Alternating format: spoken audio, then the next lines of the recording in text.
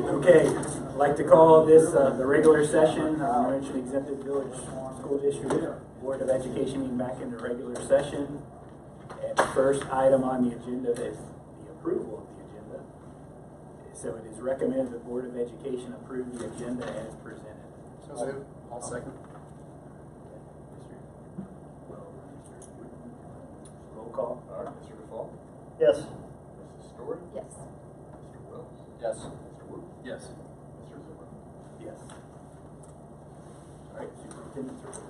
Seems like we just had graduation last week and we were back we're into our second week of school. It does go fast, but just for staff members here and those joining us virtually, it's been tremendous. It's been outstanding. I really like that staggered start day. I have lots of positive feedback from our parents and staff and our principals on that. Today's first day with everybody, and we haven't lost anybody yet, so we're in good shape. So I think we're up to. I don't want to jinx us, but things are really going well. We have really great kids here. As I shared at convocation, school years get in kind of a rhythm. Like you go from the start to homecoming to Thanksgiving, whatever, and before you know it, the year's over, and we're kind of there already. But before we meet again next month in September, we'll have already had our safety day, which is on September 16th. And just a reminder, there'll be no students in session that day, but every staff member will be here on that Monday, September 16th.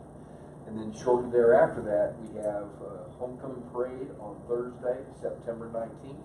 And again, we moved that to a Thursday a couple of nights ago to tremendous success.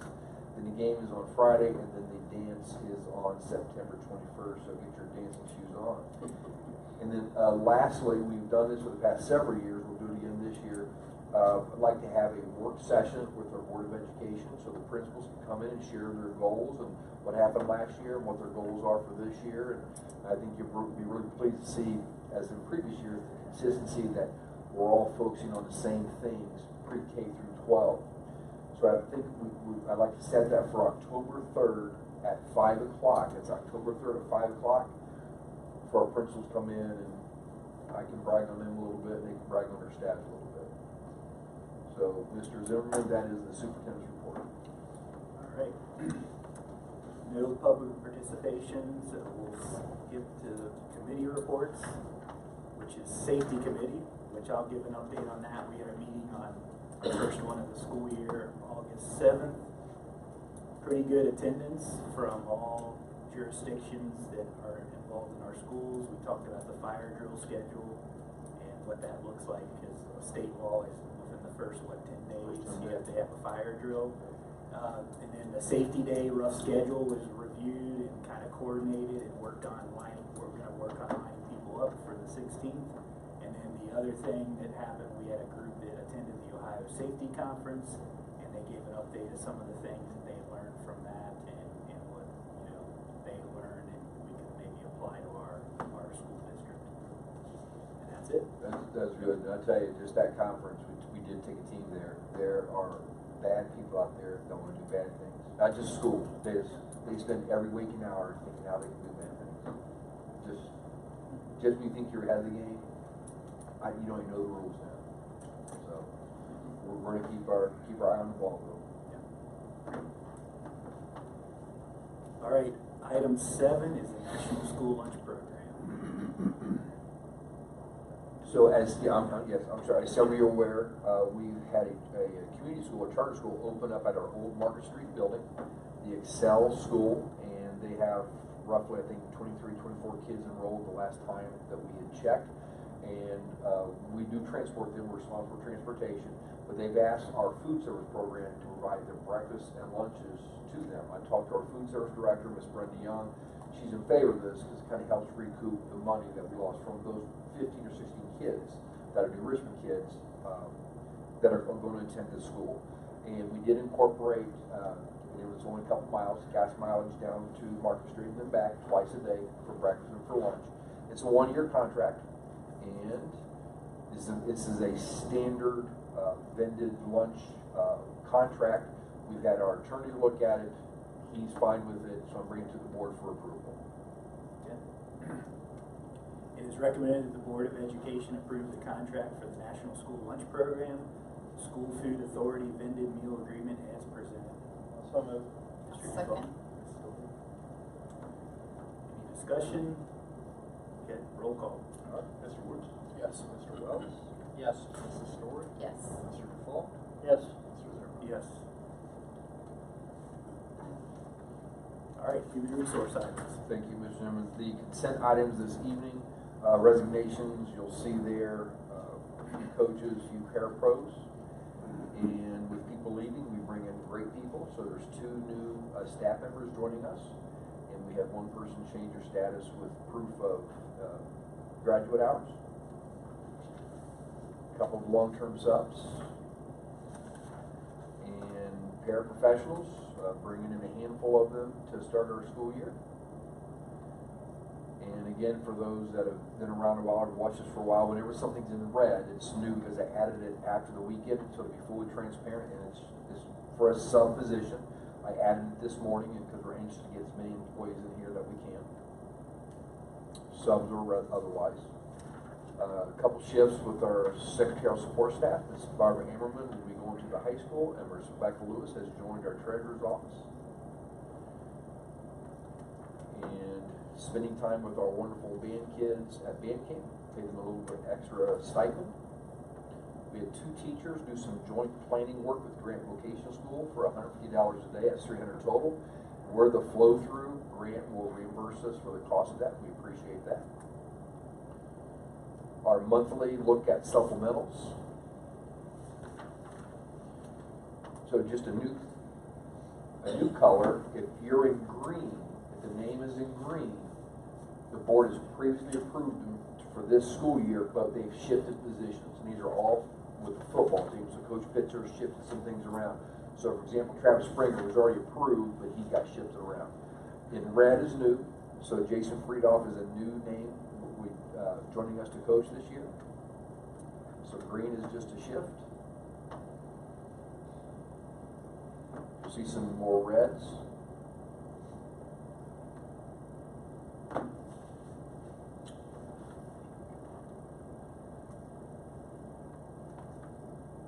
think that's it.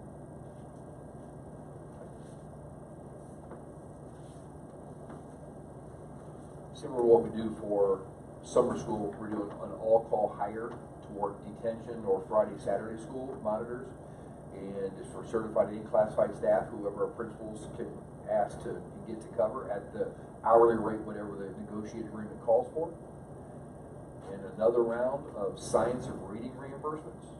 That again, I say this every month, the state has said they're going to reimburse us every penny for. And Mr. Pritchard, how are we doing on that?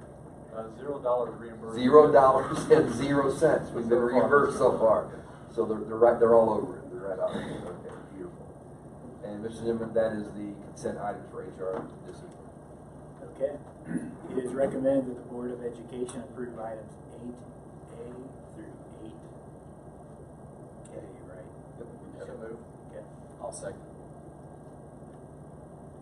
All right, any discussion? Okay, roll call. All right, Mrs. Story? Yes. Mr. Duval? Yes. Mr. Zimmerman? Yes. Mr. Wood? Yes. Mr. Wells? Yes. All right, security. An annual thing that we do is we contract out with the Claremont County Sheriff for extra coverage at our football games. We have large crowds there. And I'm asking the board for approval for this contract with the Claremont County Sheriff. Okay, it is recommended that the Board of Education approve the security contract as presented. So move. Who wants to? Go ahead. Ms. Story and Let- Mr. let me- Duval with the second. Sorry. Okay, roll call. All right. Hang on one second. Oh, wait. So NRPD, they come also, They do. they're also on. Any other discussion? Sorry, Ron. That's okay. They do, They do, yeah, I thought so. when they have staff available. Right, exactly. Okay, roll call. All right, Mr. Duval? Yes. Mrs. Story? Yes. Mr. Wells?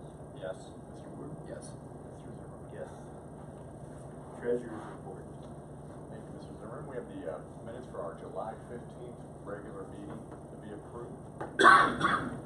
We have some financial reports to be approved. Not a whole lot to go over. Pretty slim pickings for July because it's the beginning of the fiscal year. So your regular reports are in there. We do have a big donation, and we're always appreciative of those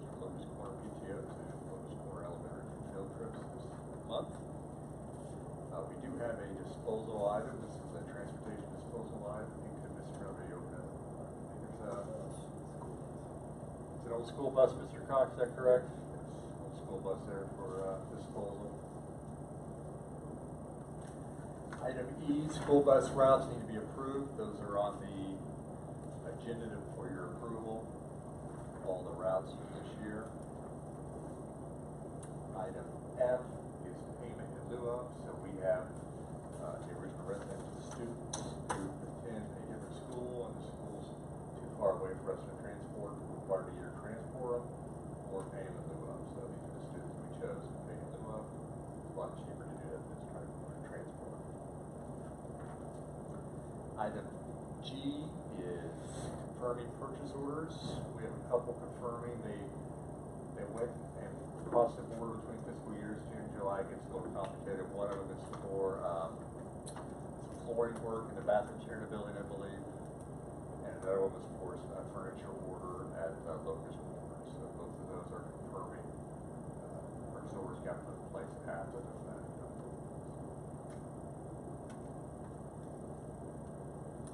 And that is all I have for the treasury reports. Good. It is recommended that the Board of Education approve items 10A through item 10G. So moved. Mr. Dufault. I'll second. Second, Mr. Wills. Any discussion? Mr. Pritchard, with the confirming is it a certain amount to be confirming? Could it be $1? No, it needs to be 3,000 or higher. Your question. All right, roll call. Mr. Dufault? Yes. Mrs. Story? Yes. Mr. Zimmerman? Yes. Mr. Wood? Yes. Mr. Wells? Yes.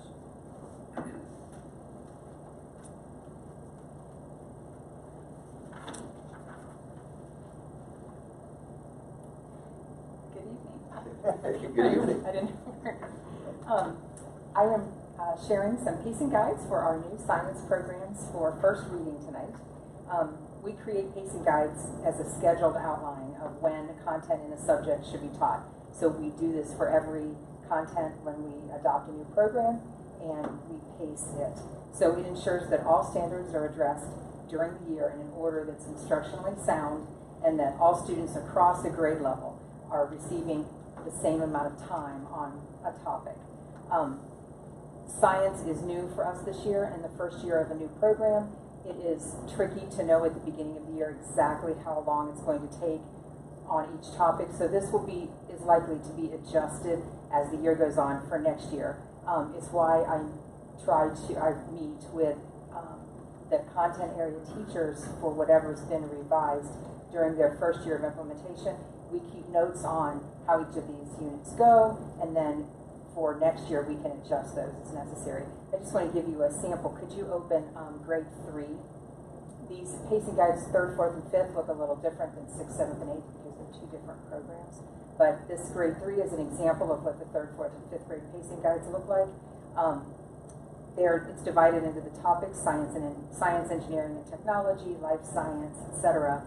And then each chapter or each subject area, the first one is the nature of science. It lists how many days per section of that content. So there's always one day that's a chapter preview. It's like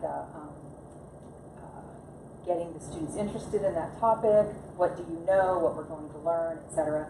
Then there are between 6 and 10 days, depending on the topic, for the content of the subject area. And then there are between 4 and 6 days, depending on the content, for inquiry activities. So those will be the experiments, the students doing research, etc. And then there's a day or so for each of the chapters for assessment at the end of the chapter to make sure the students learn the content. Then there are, at the end of every couple of chapters, there is a application section or a lab that's done, and there are amount of days listed there. This is not really a script. It doesn't have to be exactly those number of days. It's a guide for about how long it should take, so that we all kind of are staying on the same pace. Science is not as I hate to use the term scripted. We really like to use the term intentionally designed programs, but ELA and math are more intentionally designed than science and social studies. Science and social studies are a little bit more, I guess, a little broader in respect, because the teachers have some more leeway about adding in some things. You don't have to teach it in the exact order where you do with phonics or with math content. It does need to be taught in a specific order. And could you open up grade 6? Grade 6, 7, and 8 is the Amplify program that we adopted. It's laid out by topic also, and for each grade level, the first unit they're teaching is called a launch unit. It's an overview of how we're going to study science, how it's going to work, etc. Each grade has to have a launch unit. In 6th grade, it's microbiome. There are 11 45-minute lessons. Now, it doesn't have to be 11 straight days. It could be one of those takes maybe 2 days, so the dates could change slightly. Then each unit has 16 lessons that are 45 minutes, designed to have 16 lessons that are about 45 minutes long, and then 3 dedicated assessment days.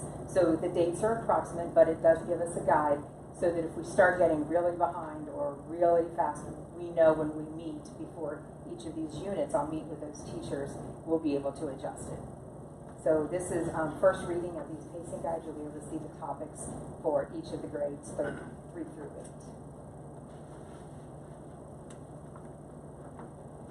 Thank you. Thank you. All right, communications report. So, toward the end of last school year, in the spring, I talked about a program similar to the Athlete of the Week that the Inquirer was launching. They are bringing that back for the 2024-2025 school year. It's called the Student of the Week program. It is basically the same. It works the same way the Athlete of the Week does. They compile a list of kids in 3 different categories: academic, creative, and personal excellence, and you vote on them. And those nominations have to come from designated school representatives, such as me, teachers, principals, counselors. It can't come from parents. So, just a general, I'll call, if anyone out there has anyone, for any reason, that they want recognized, send it to me so I can get them on the ballot and we can start pushing the votes. Speaking of which, sports began this week, and there have been some teams in action already. Our tennis team is 3-1 heading into the game that they played today against Goshen. They have won 3 consecutive games.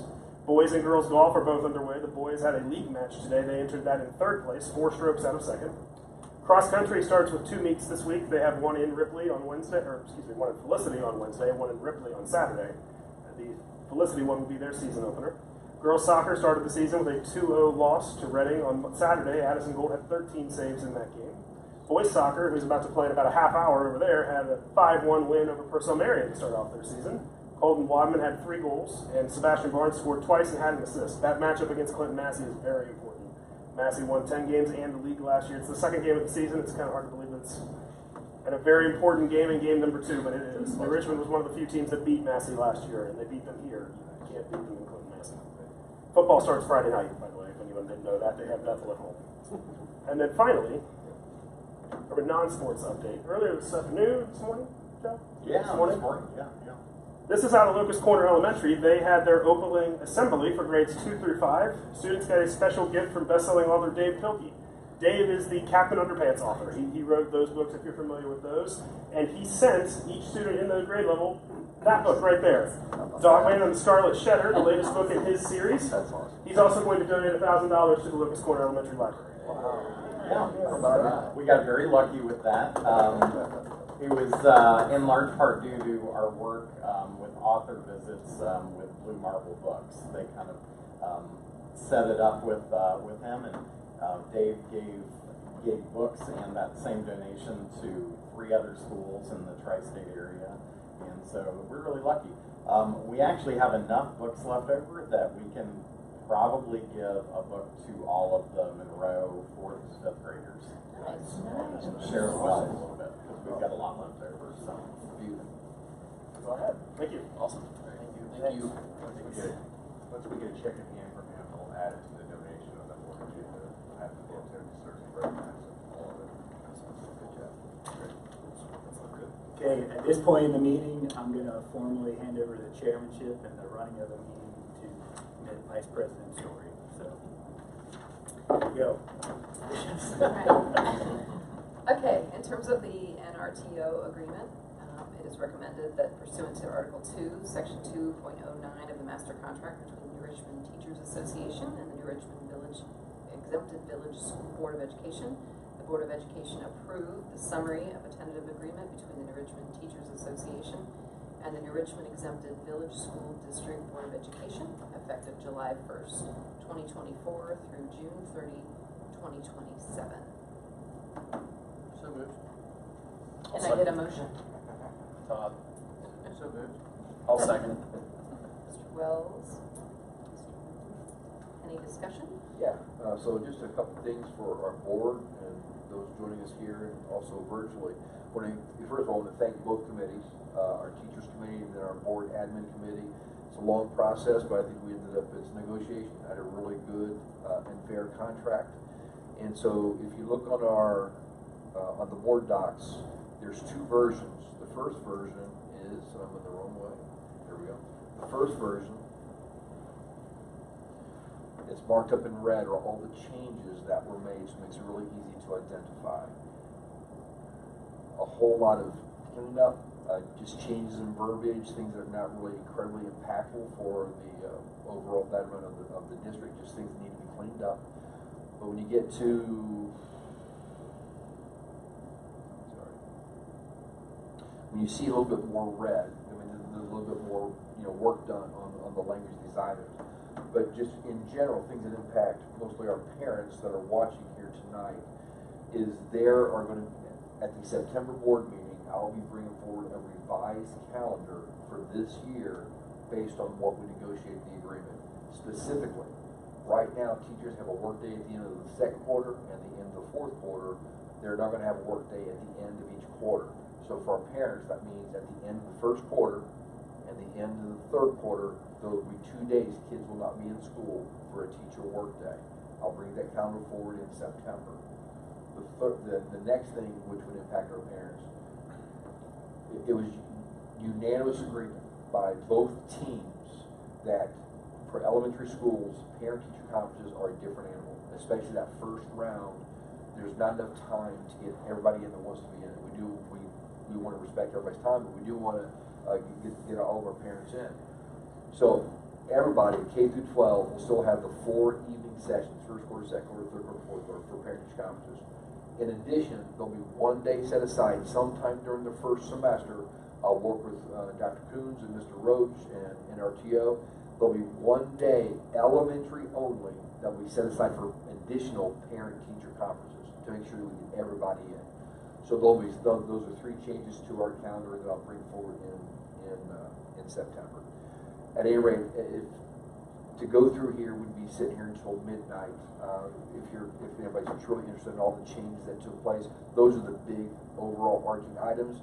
I think a very fair wage increase for our teachers here, and we certainly want to be competitive in Southwest Ohio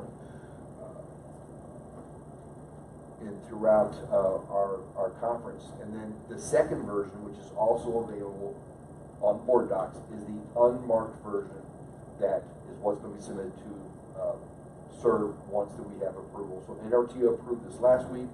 We're asking for approval from our board tonight, and this will wrap up this round of negotiations. I want to point out one thing in full transparency. It's very minor, but just so everybody understands.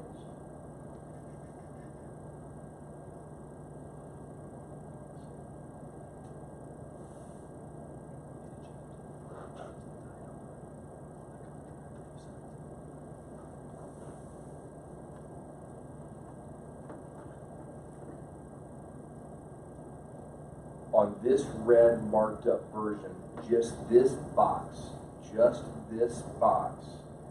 it's not 100% accurate, but it's easy to explain why. You'll see at the athletic director, NHMS, obviously that is a typo. That should be the New Richmond NRMS, so that shouldn't be there. The section on gate workers, that's already been board approved, and it lives in this supplement document. It's kind of repeat, really, that kind of don't need it. But so that's it. So the NRTO, though, on their approval, just that one box.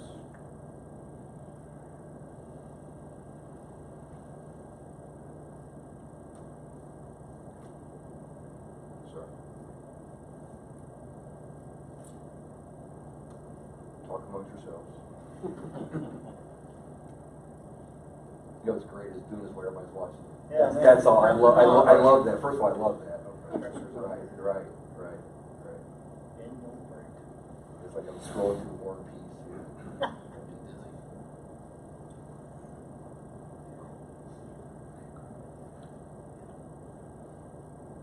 It's at the very bottom. The very bottom. Okay.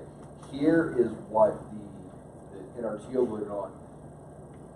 If you look at the period coverage, it's in the middle block here. The period coverage, the RESA mentors, summer development, all these are already mentioned in the contract, so there really wasn't a need to redo it, but that's fine, we can leave it in there. So you see that as being, as just, that's the outline. But it was already in the contract. That was it. That was it. That's a good 5 minutes of your life right there. I just want to say, that's the, not really even a discrepancy, that's an explanation mark, so. Any further discussion? Roll call. All right. Mr. Dufault? Yes. Mrs. Story? Yes. Mr. Wells? Yes. Mr. Wood? Yes. Mr. Zimmerman? Abstain. Executive session. It is recommended the Board of Education enter into executive session for the purpose of consideration of the appointment, employment, dismissal, promotion, demotion, or compensation of a public employee in accordance with Ohio Revised Code 121.22, paren 1. Also move. I'll second. Roll call. All right. Mr. Dufault? Yes. Mrs. Story? Yes. Mr. Wells? Yes. Mr. Wood? Yes. Mr. Zimmerman? Yes. 6:38.